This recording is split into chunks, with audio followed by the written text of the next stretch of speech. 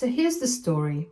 I'm 27, female, and I recently got married to my fiance, Daniel, 28, male. It was a beautiful day, and we were both so excited to finally be married. I had no idea that my sister Stephanie, 33, female, would make this big of a deal out of it. She has been struggling with her love life for a while, and apparently the fact that I got married before her is just too much for her to handle. Growing up, Stephanie and I had a complicated relationship, though I did not realize it at the time. She's 6 years older than me, and while we were close in some ways, Stephanie always had a habit of invalidating me. She was the golden child. She loved being in the spotlight, and I was more than happy to stay in the background. I was quieter and more independent, so I did not compete with her. I thought that kept things peaceful between us. Stephanie's love life has been quite the roller coaster, and it looks like she cannot break free from this pattern of failed relationships. She has been engaged several times before, but none of them resulted in a wedding. Her first fiance was Mario, 35, male, and they dated for a few years. They looked like the ideal couple at first, but their relationship eventually fell apart. Stephanie was heartbroken when it ended. I was there to support her. I listened to her rant about how Mario was to blame for everything.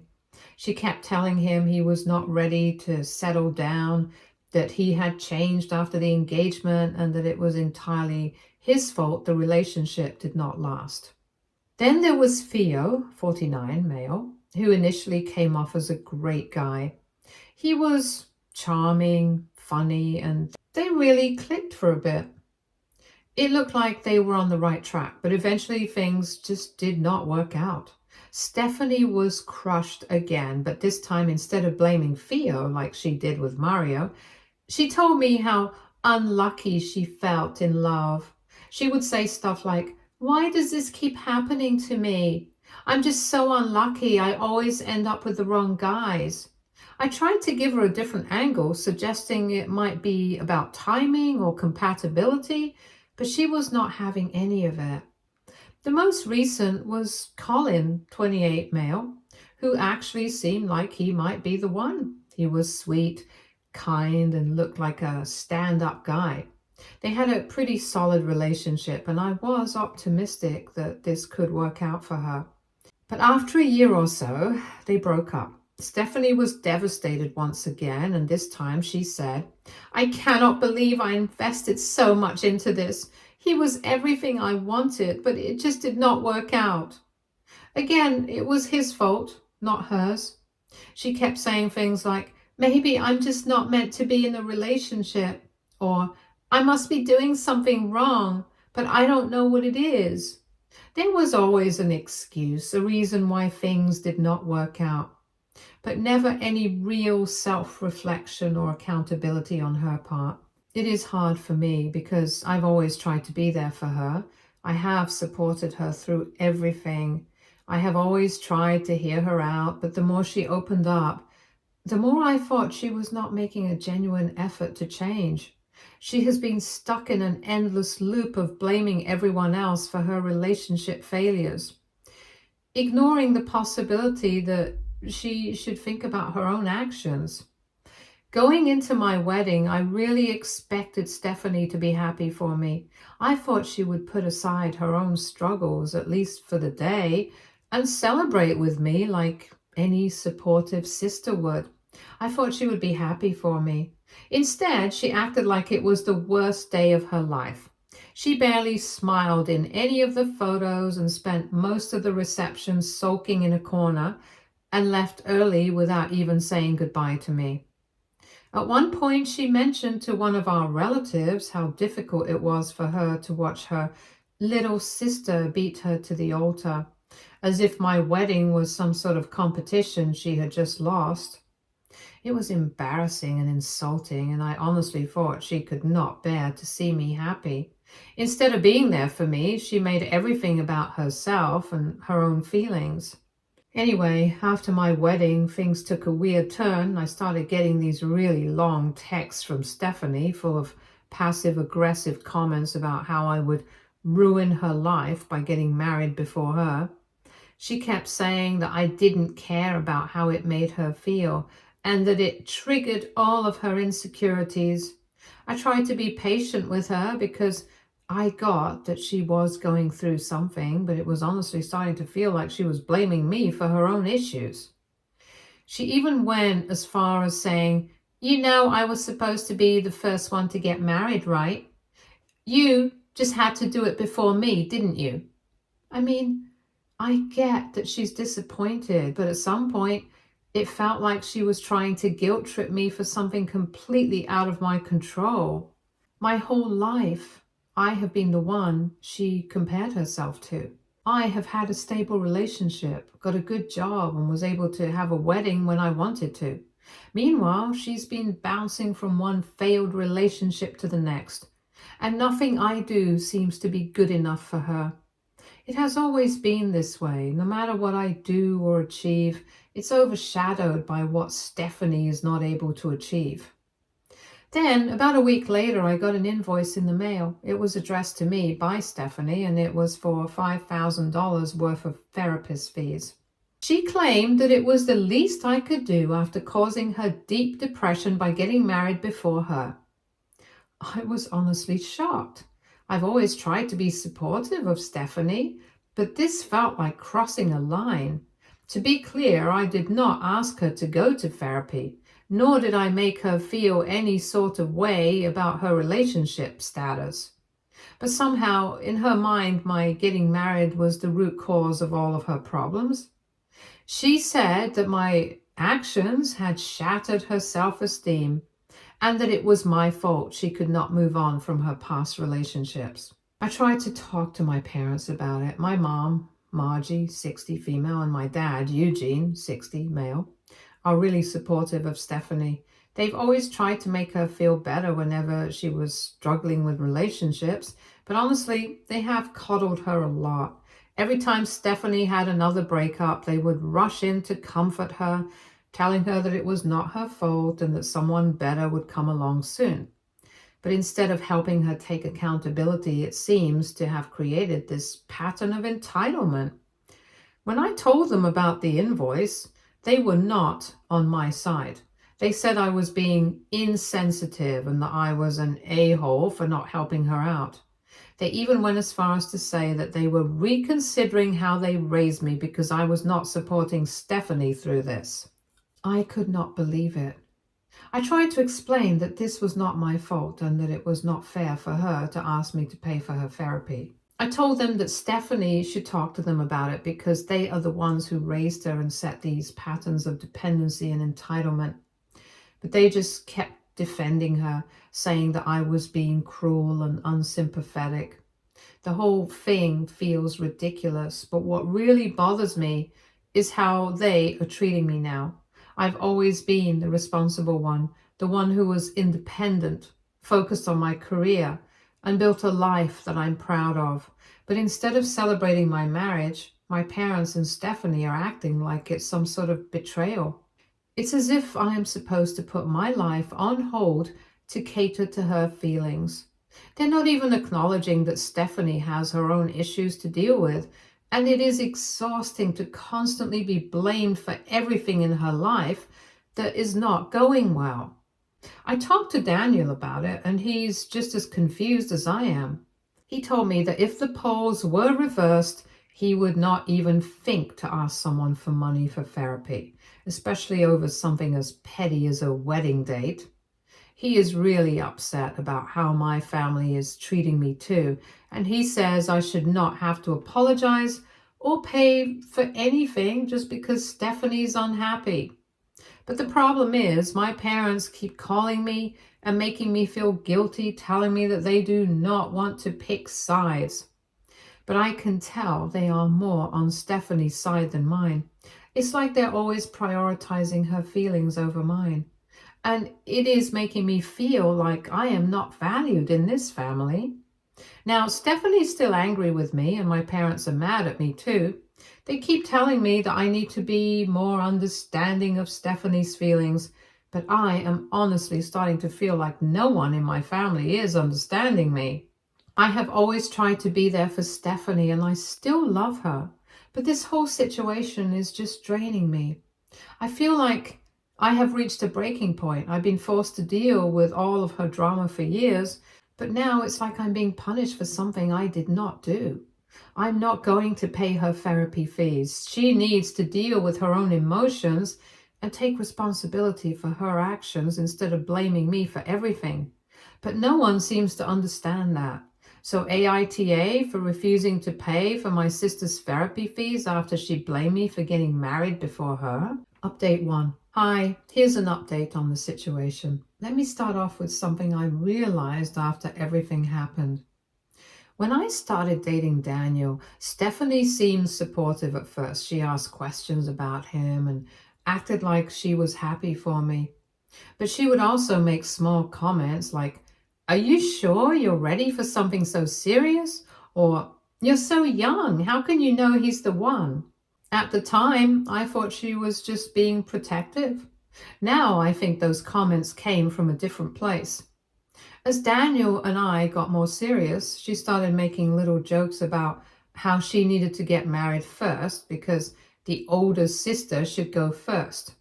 I laughed it off, thinking she was not serious, but now I wonder if she really meant it. Stephanie would also say things like, "You're so lucky to have found someone already," or "I wish I could skip the dating part and just find the right guy."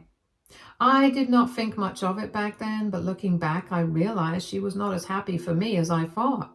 The signs were there, but I did not notice them until it all blew up. Anyways, moving on to what happened lately. We have a family group chat, and a couple of days ago, I woke up to a massive wall of text from them. In this message, they basically accused me of ruining Stephanie's life. They started off by saying that my sister has always been there for me, that she's always looked out for me, and that my decision to get married before her was a complete betrayal, according to them. Stephanie has had such a hard time finding love, and by going ahead with my wedding, I stole her spotlight and made her feel even worse about herself. The message went on to say that it was selfish of me to have my wedding at all, and that I should have waited because the right guy for Stephanie was just around the corner. They felt that because I already had Daniel and our relationship was strong, I could have easily waited a few years to give Stephanie time to find someone and have her big moment first. Apparently, it was my responsibility as her younger sister to step aside and give her her turn. I really could not believe what I was reading. They made it sound like I was obligated to put my life on hold simply because Stephanie's relationships were not working out, as if her personal problems were somehow my fault. The entitlement in their message was unbelievable. So instead of taking part in whatever that was, I chose to ignore them. I did not respond and prayed that they would drop it. But of course, they could not tolerate being ignored. Later that day, my dad called me and the conversation was even more infuriating than their message. He started by reiterating everything they had said in the group chat, claiming that my wedding had come as a shock to the family. He said they did not think I would go through with it so soon and that Stephanie was blindsided. I immediately pointed out how absurd that was because I had been engaged for a year and they were both actively involved in the entire planning process. They helped me pick the venue, gave input on decorations, and even attended some of my dress fittings. And even if this wasn't clear, they received the invitation. My dad's response? He claimed they thought I was just pre-planning for a wedding that would happen a few years down the line. I could not believe what I was hearing. Why would anyone spend a year planning a wedding they were not actually going to have? I told him that did not make any sense, but he was adamant that they had no idea I was serious about the timeline. I reminded him that he was literally with me when I signed the contract for the venue. but he just brushed it off as if that did not matter. At that point, my mom joined the call and things went from bad to worse. She started accusing me of causing irreparable damage to the family and claimed it was entirely on me to fix it. She said my decision to get married before Stephanie had embarrassed them and made them question where they went wrong in raising me. I was shocked. My parents had saved up money for me to use for my wedding someday, but I did not even touch it. I told her that I had completely paid for my own wedding, and if they still had that money, they could use it to help Stephanie with therapy or whatever else she needed. But that was not good enough for them. They said it was not about the money and that I needed to take responsibility for the emotional harm I caused. They actually expected me to pay for Stephanie's therapy out of my own pocket, as if I owed her something for simply living my life. At this point, the conversation started to sound so ridiculous that I did not know what to say anymore. My father kept saying that my wedding was a shock and that I should have waited, while my mother continued to lecture me on how I had damaged our family. It was as if they had completely altered reality to make me the villain in this ridiculous story they had created. I tried one more time to make them see logic by pointing out how unreasonable they were, but they refused to listen. They were completely convinced that I had done something wrong by getting married before Stephanie, and nothing I said would change their minds. I finally told them I could not take any more of this nonsense. I said I was done with their unreasonable behavior and cut the call. After hanging up, I immediately blocked both of their phone numbers. I also asked Daniel to block them because I did not want them to try to manipulate him into getting involved. They have not been able to contact me in the past 2 days, which has been a huge relief. I feel a little guilty for cutting them off so abruptly, but I knew I needed to preserve my peace. Their behavior has been toxic and unreasonable, and I am done messing up my mental health in order to please them. Looking back on everything, I cannot believe how far they have gone to defend Stephanie's behavior. It's as if they think the world revolves around her, and everyone else's happiness has to come second to hers. I have spent years being supportive of Stephanie through all her failed relationships, listening to her vent and trying to be there for her. But apparently, none of that matters. The moment I decided to prioritize my own happiness, I became the villain in their eyes. And the fact that they expect me to fix this situation, one that I did not even create, is just a cherry on top. I'm not sure what will happen next, or if our relationship can even be fixed. Part of me hopes that my parents could understand how unfair they have been, but another part of me wonders if this is just how things have always been, and I'm only now seeing it clearly. Whatever the case may be, I'm sure that I did nothing wrong in choosing to live my life and focus on my own happiness. I will not let anyone, including my family, make me feel guilty about that. Update 2. Okay, so remember when I blocked my parents? Guess who I forgot to block? Stephanie. I completely forgot to block her. I have no clue why. I realized that around 5 days back, she called me 27 times, all after midnight. I could not believe it. I did not pick up, and I just silenced my phone, hoping she would eventually get the hint and stop calling. But of course, she did not. Daniel, on the other hand, could not put his phone on silent because he was expecting an important call from work. He was not given a specific time frame for when the call would come through, and he needed to be available. And he was also nervous about it, so he was not sure if putting his phone on silent was a good idea. So he left his phone on loud, and Stephanie took full advantage of that. She did not stop calling. She kept calling from different numbers, trying to get through, and it got to the point where Daniel had to block her as well. But even that did not end it. She did not give up. Eventually, we reached a breaking point. I was exhausted, and Daniel was already stressed from waiting for his call. So we just gave in. I called her back, hoping to get this over with and go back to sleep. What I did not expect was the conversation that followed. As soon as she answered, it was clear she was upset. She immediately started demanding $10,000 from me. My mind went blank. She said she needed the money because she had gone to more therapy sessions and apparently the cost of it was adding up. I was completely taken aback. First of all, I had no idea why she was going to such an expensive therapist, especially if she could not afford it. Why wasn't she looking for someone more affordable? It did not make any sense to me. I told her as calmly as I could manage at that point that I was not going to give her any money. And she started crying, saying how unfair everything was. She vented and ranted about how her dumb little unworthy sister had gotten married before her. And she could not believe it. She was still stuck in her failed relationships and could not move on. She kept blaming everyone else for her broken relationships, including me, the universe, and her ex-fiancés. Mario, Theo, Colin, all of them were to blame, but never Stephanie. She refused to take any responsibility for her own choices and actions.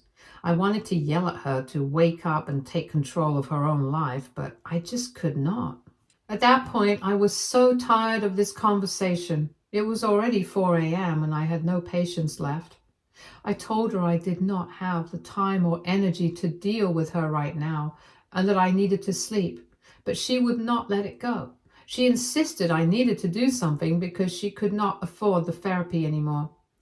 She said that if I did not help her, the therapist might report her to the cops for financial issues.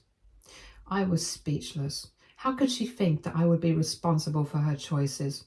I told her there was literally nothing I could do to fix her problems. If she could not afford the therapy, maybe she should consider finding something more reasonable. It was such an absurd situation. I did not want to be part of it anymore. I told her flat out, this is not my problem. You should have thought about the costs before you started seeing an expensive therapist. She kept pleading with me, saying she had no other options and that she was going to get into serious trouble. But I was done. I told her that if she called me again about this, I would contact the police before her therapist did. I knew I had to draw a line somewhere, and this felt like the only way to stop the endless cycle of drama. I did not want to get pulled into her mess anymore, especially not in the middle of the night. I blocked her number again, this time without hesitation. As soon as I hung up, I just tried to go back to bed, but I was too worked up to sleep. I kept thinking about everything Stephanie had said and how she had placed all the blame on me, on the universe, and on everyone but herself. I had been trying to help her for so long, but no matter what I did, it was never enough. She kept asking for more and nothing would ever fix what was wrong with her. It was exhausting, and I was just tired of being the target of her anger and jealousy. She never asked herself what went wrong. It was always someone else's fault, never hers. I tried so hard to be there for her, to offer support, but it was always on her terms. If I was not giving her exactly what she wanted, I was the bad guy. And now, after everything that happened with my wedding and everything she has done, I am just done. I cannot keep letting her treat me like this. I don't know what's going on in her life, but I am not going to keep sacrificing my own peace of mind for someone who cannot even acknowledge her own issues. I have tried and I've been patient, but this is where I draw the line. If they reach out to me again, I honestly do not know what I will do. I'm so fed up with this situation.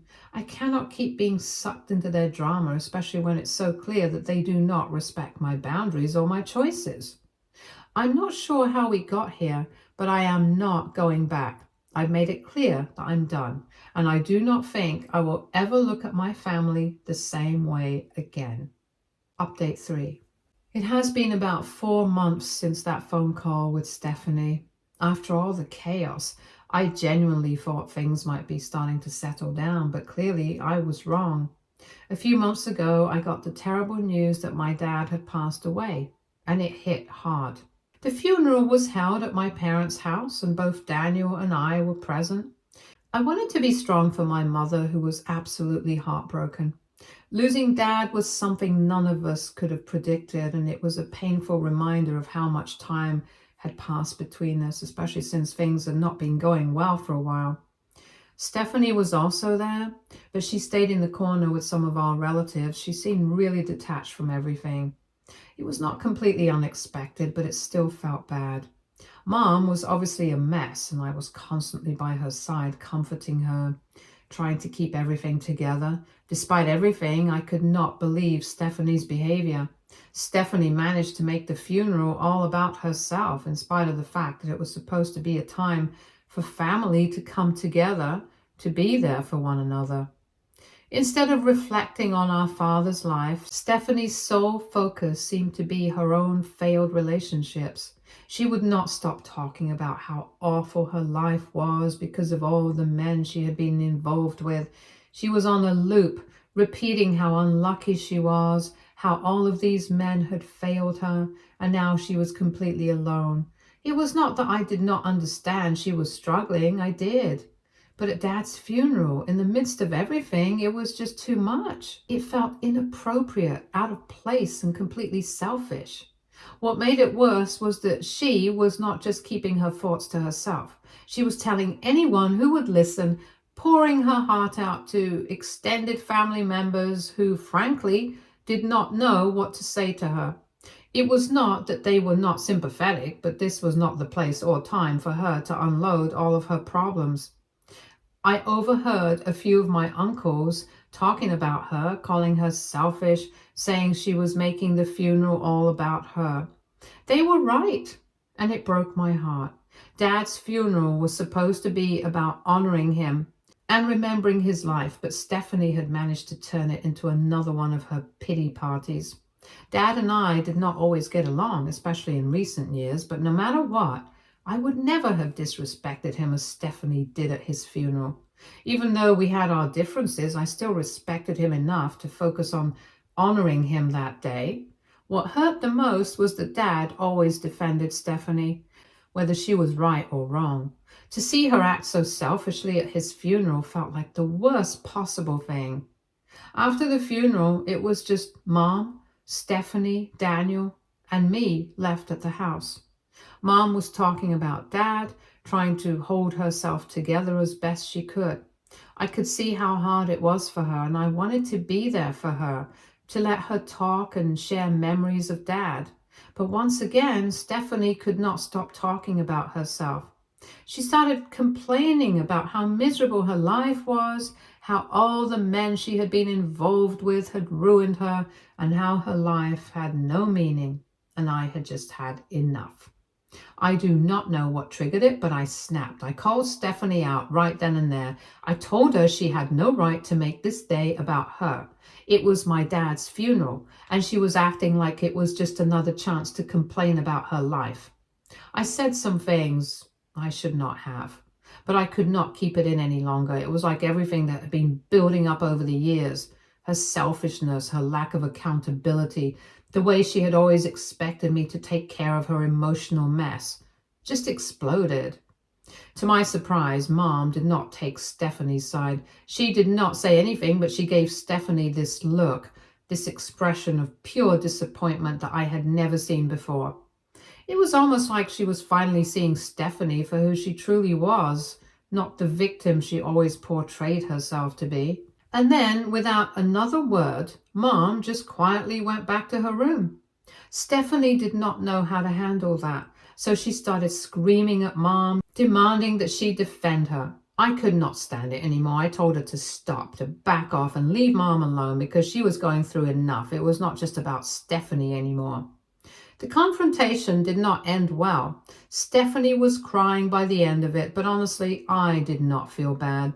She deserved it. She had been selfish and completely inconsiderate of the fact that we were there to mourn Dad. Instead of showing any empathy or respect, she had made the day about her and could not let that slide anymore.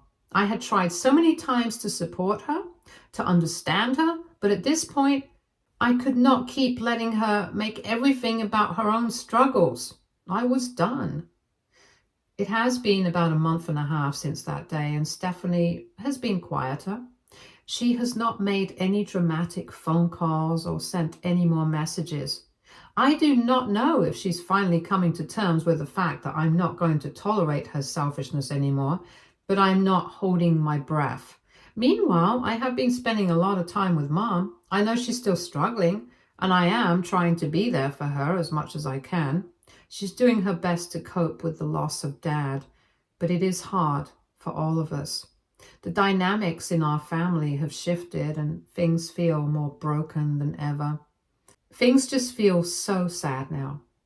I do not know how to fix things or if they can even be fixed. I have reached out to Mom. I've tried to show Stephanie that I'm still here, but I'm not going to be a doormat anymore. I cannot keep enabling her, and I cannot keep pretending that everything is okay when it's not. I just want peace, but I'm not sure if I will ever get it.